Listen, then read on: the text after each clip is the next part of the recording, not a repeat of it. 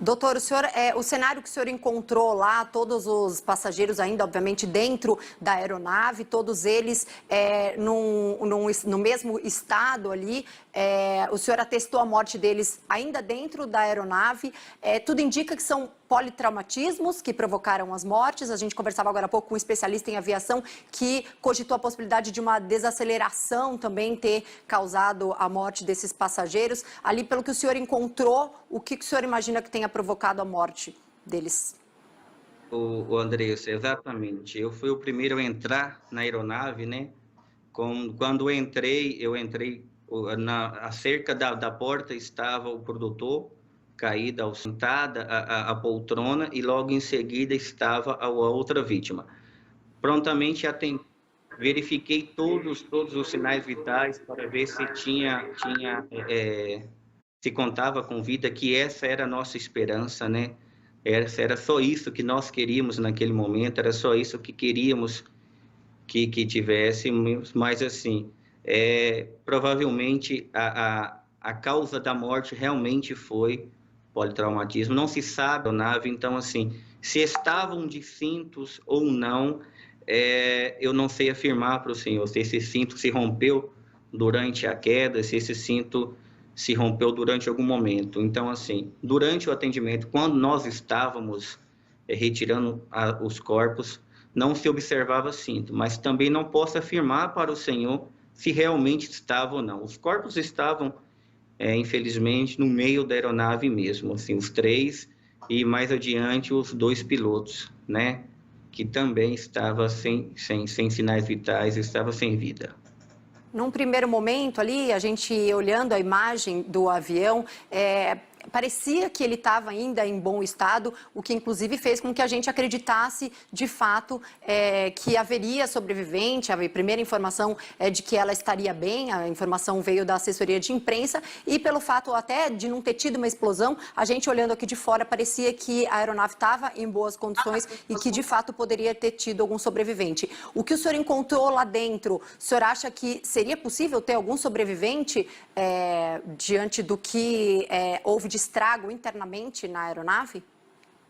Andressa, como mesmo a senhora disse, de antemão, para quem visualizava o local, por um local ser um local de bastante e difícil acesso, realmente a aeronave, nós estamos acostumados com acidente de aeronave, que a aeronave toda se deflagra, se quebra, né?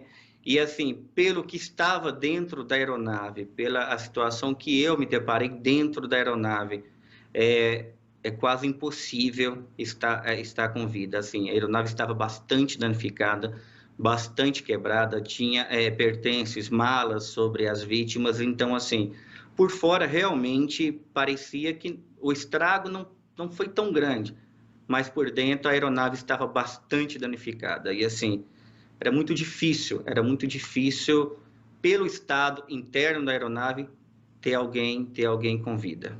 O senhor citou que está acostumado a fazer resgates em acidentes aéreos e tudo mais. E há testemunhas que dizem que a causa foi realmente bater ali na fiação, na rede elétrica, o que já havia sido alertado por outros pilotos. É o primeiro acidente do tipo do qual o senhor trabalha, de aeronave que bate na rede de alta tensão?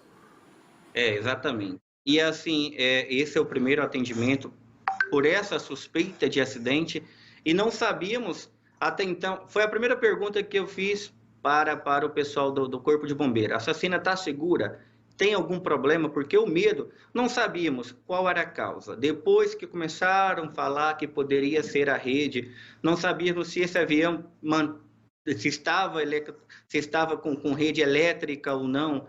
Não sabíamos se esse avião ainda tinha alguma pane, ou pela quantidade de combustível que estava caindo e até no local. Então, assim, não se sabe. Realmente foi o primeiro atendimento que eu fiz dessa magnitude, assim, dessa complexidade toda.